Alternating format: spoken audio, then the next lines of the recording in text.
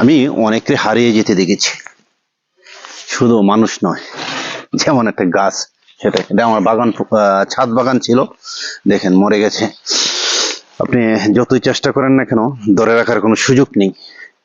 যে চলে যেতে চায় চলে যাবে, মন পিঞ্জরে আটকিয়ে রাখার সুযোগ নেই। আমি এটা বোঝাতে চাচ্ছি, যখন মানুষ চলে যেতে চায় তাকে চলে যাওয়ার সুযোগ দিতে হয়। আমি অনেক জায়গায় অনেক পরিশ্রম করে আজকে এই পর্যন্ত এসেছি, কিন্তু অনেকে দেখেছি অনেক পরিশ্রম করেও তার গন্তব্যস্থলে পৌঁছতে পারে নাই, কেননা তার নেওয়াটা সঠিক ছিল না। আজ আমি যে ছাদে দাঁড়িয়ে আছি, সেটা আমার একটা স্বপ্নের ঠিকানা, স্বপ্নের বাড়ি। আমার ছেলে মেয়ে নিয়ে, বউ বাচ্চা নিয়ে, সবাইকে নিয়ে ইনশাল্লাহ ভালো আছি। কিন্তু আমি অনেক কষ্ট করে অনেক পরিশ্রম করে আজকে এই পর্যন্ত আসা। যেমন আমি সাধারণভাবেই গড়ে উঠেছি, সাধারণভাবেই আজকে কাজ করতে করতে এই পর্যন্ত এসেছি। আমি কখনো কোনোদিন ভাবি নাই যে এত কিছু করতে পারবো।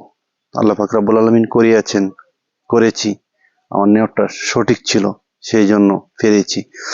আপনিও আমার মতো এগিয়ে চলেন দুর্বার গতিতে, অবশ্যই আপনিও পারবেন। আসো বাবা, এদিকে আসো। দেখেন আমার ছেলে ক্যামেরা ধরছেন, কিন্তু আমার ভালো লাগে। আমার দুইটা ছেলে, একটা মেয়ে। আমি কখনো কোনোদিন কল্পনা করি নাই যে আমি এই পর্যন্ত আসতে পারবো, একটা ভালো কিছু কাজ করতে পারবো।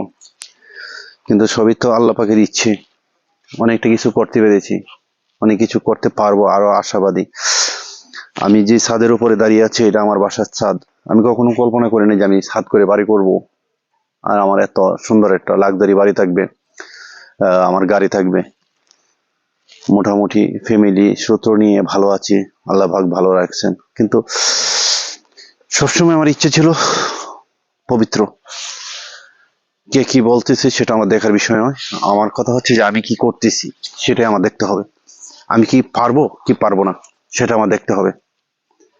আজ আমি পেরেছি, সেটাই হচ্ছে আমার বাস্তব অভিজ্ঞতা নিয়ে আমি কাজ করেছি। পেরেছি বলেই আজকে আমি হ্যাপি। আপনিও চেষ্টা করেন, পারবেন।